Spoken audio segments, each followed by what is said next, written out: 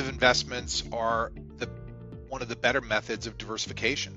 Well, I think it's fair to define alts as anything that is not traditional investments, publicly traded stocks, publicly traded bonds. I would agree with that. So it's a really broad category. Can be commodities, can be things like gold, could be Bitcoin. So it is a really broad category, and that's a fair criticism. It's not terribly descriptive to say I have an allocation to alts because there's so many choices. Most portfolios that we see when they first come to Quorum are filled with traditional assets, traditional stocks, traditional bonds. And those play an important role in client portfolios. They are core assets. Every client should probably have a foundation of traditional stocks and traditional bonds. So we see them as playing an important role for diversification. There are some costs and considerations. One cost is that there may be more limited liquidity. 10 years ago, there was no liquidity. You're on this ride with private equity or commercial real estate funds where you're stuck. You're just in the fund and you're at the whims of the partnership. And if they distribute money, it might be 1 year, it might be 12 years. You never know. So it's very, very lumpy. The average individual investor doesn't like that lumpiness. So that has been corrected in recent years. These investments have also been democratized from the standpoint of tax reporting. So now they look and feel and smell just like any other security. 1099 tax reporting, it comes timely, it doesn't delay your taxes, it's not hard to account for. So many private investments, alternative investments now have reasonable tax reporting. There's still plenty out there that are K1s, but there are more options available to individual investors now than ever before in history to access alternative investments. The SEC has defined different categories of investor that qualify for different types of investments. And those are accredited investors, qualified clients, and qualified purchasers. So accredited investor really is defined as someone who has $200,000 of income or $1 million of investable net worth. And the second category is the qualified client. Qualified clients are those with $2.1 million in investable net worth. And the last category is qualified purchaser. Those are clients who have $5 million in investable assets. So different investments are deemed appropriate for those three different categories of investor. And really, if you're not a qualified purchaser, I'm not able to talk to you about investments that are only for qualified purchasers. 20 years ago, there were far more publicly traded stocks than there are now.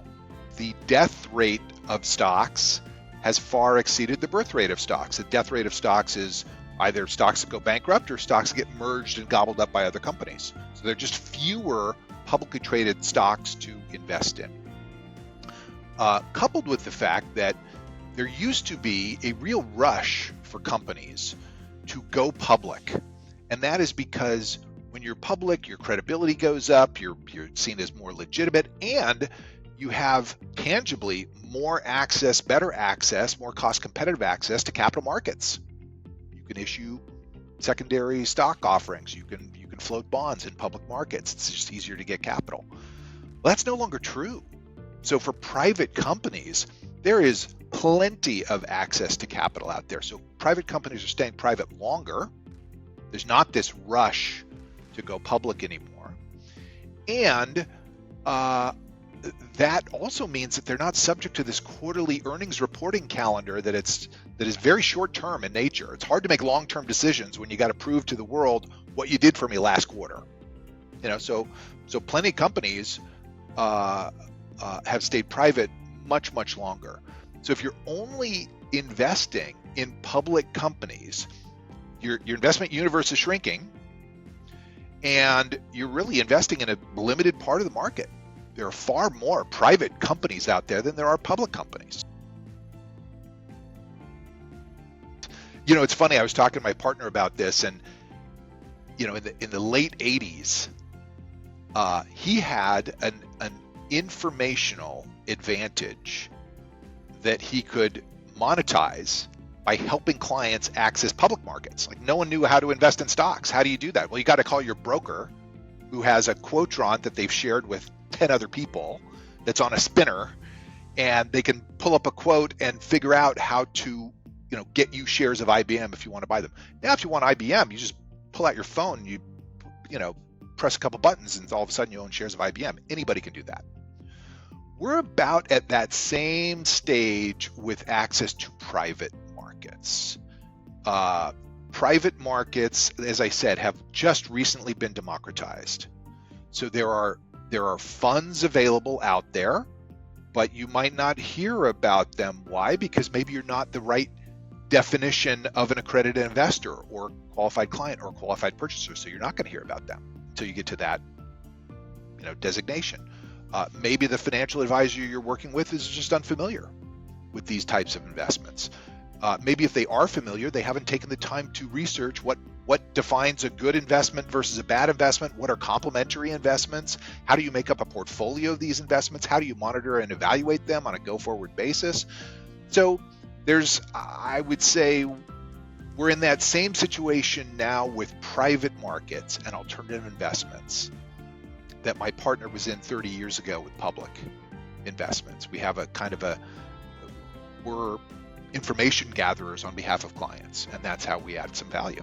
So you really do have to know not only your client's balance sheet, but their tolerance for illiquidity, their appetite for maybe more complex tax reporting, their willingness to have lumpiness in cash flows.